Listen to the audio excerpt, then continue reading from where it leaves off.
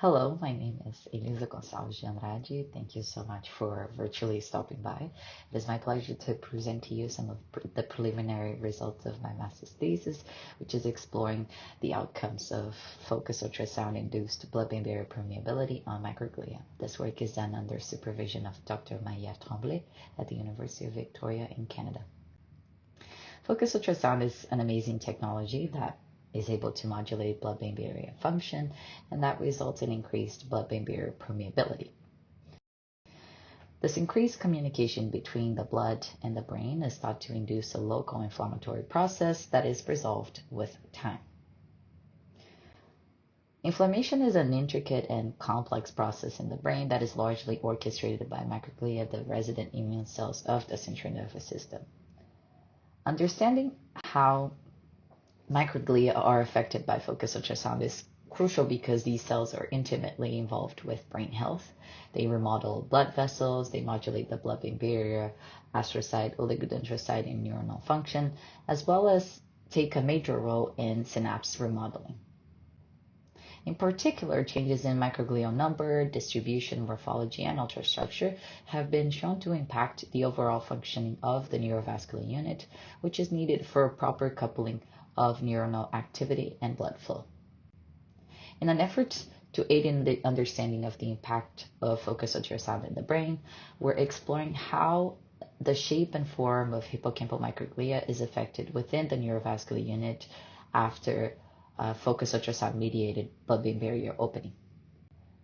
And we're doing so using a couple of different techniques. So first of all, we used MRI-guided focused ultrasound to target one point in the ventral hippocampus of wild-type mice using the contralateral hemisphere as the non-sonicated control. The brains were collected at 1 hour and 24 hours post-sonication, and they have been processed for light microscopy and immunocytochemical scanning electron microscopy. As part of this larger hypothesis that focused ultrasound induces an acute inflammatory process in the brain, we predicted that blood-brain barrier integrity would be affected after sonication.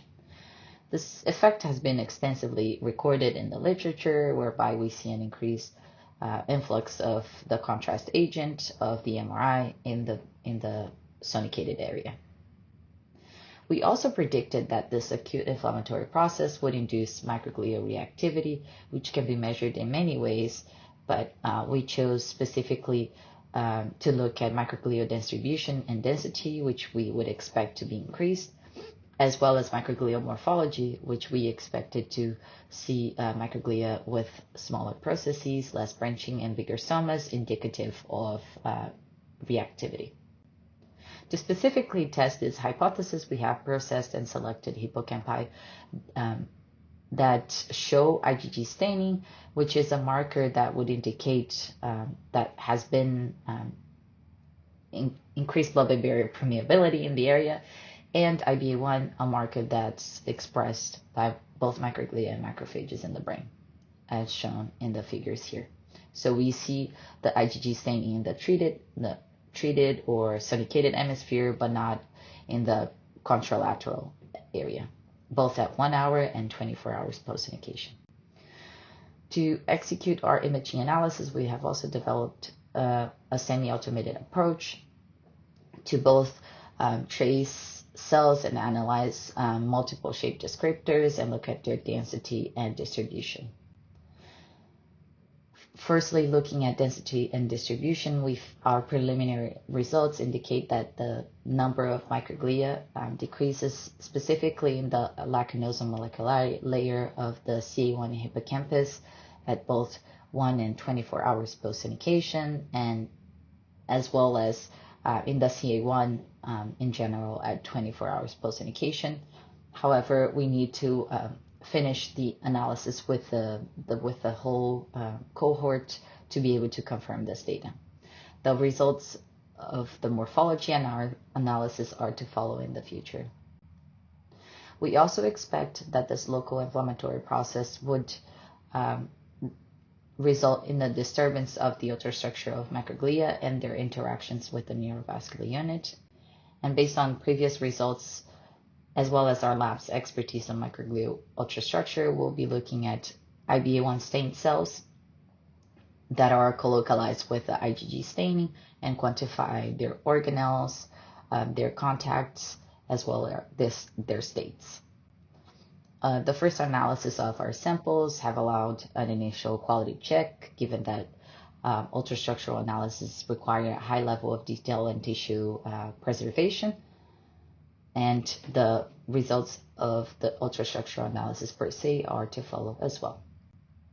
Ultimately, we hope that our results can contribute to a bigger understanding of how blood-brain barrier plasticity impacts the brain function and microglia, and how this could be used therapeutically through MRI-guided focus ultrasound.